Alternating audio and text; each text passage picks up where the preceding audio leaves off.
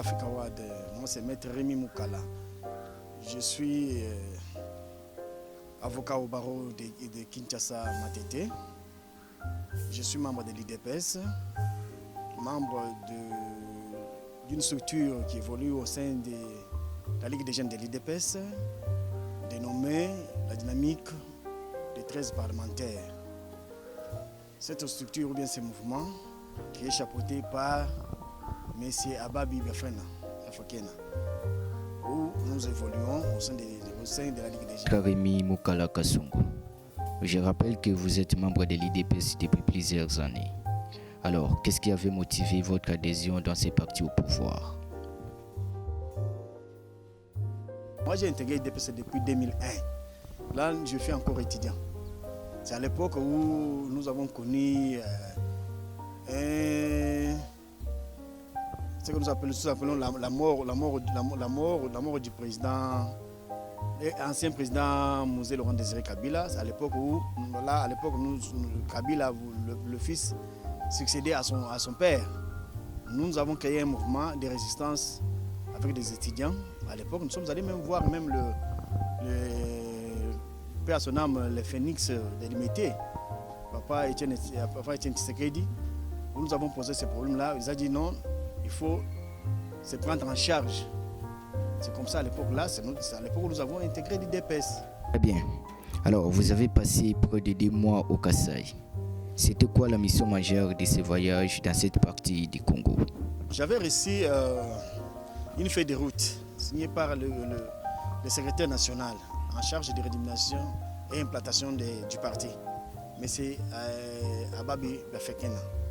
C'est comme ça que je suis descendu dans mon fief, dans le Kasaï central, dans le territoire de Kazumba, pour redynamiser le parti, passer par des sections et des cellules de base, parler des statuts et d'autres textes du parti que je suis allé m'enrôler.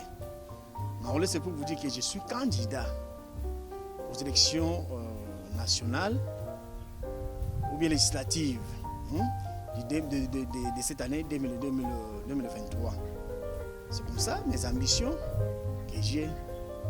Oui, j'ai été surpris de beaucoup de choses.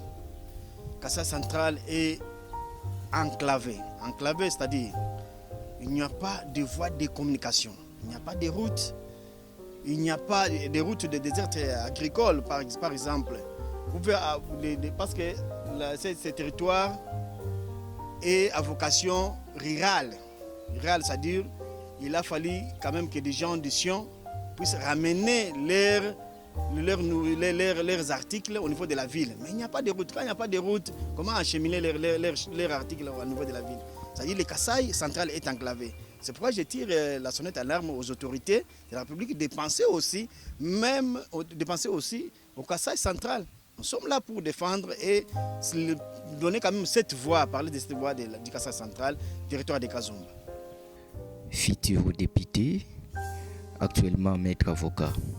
Monsieur Rémi Moukala, pourquoi avez-vous choisi d'être candidat député Kasaï et non à Kinshasa? Oui, je suis natif du territoire de Kazumba. Kazumba, c'est dans le territoire, c'est dans la province du Kasaï central. C'est là où le mien qui m'a envoyé à Kinshasa pour étudier. Et j'ai fini les études. Aujourd'hui, je défends les autres. Et quand je suis parce que souvent je fréquente le territoire de Kazumba, j'ai vu les difficultés que le mien partage. C'est là où j'ai créé quand même des ONG, des associations là-bas. Et j'ai vu pourquoi pas avoir d'autres ambitions qu'aider dans l'informel. C'est comme ça. Aujourd'hui, l'IDPS est en ébullition de sa première organisation des élections qui auront lieu le 20 décembre prochain.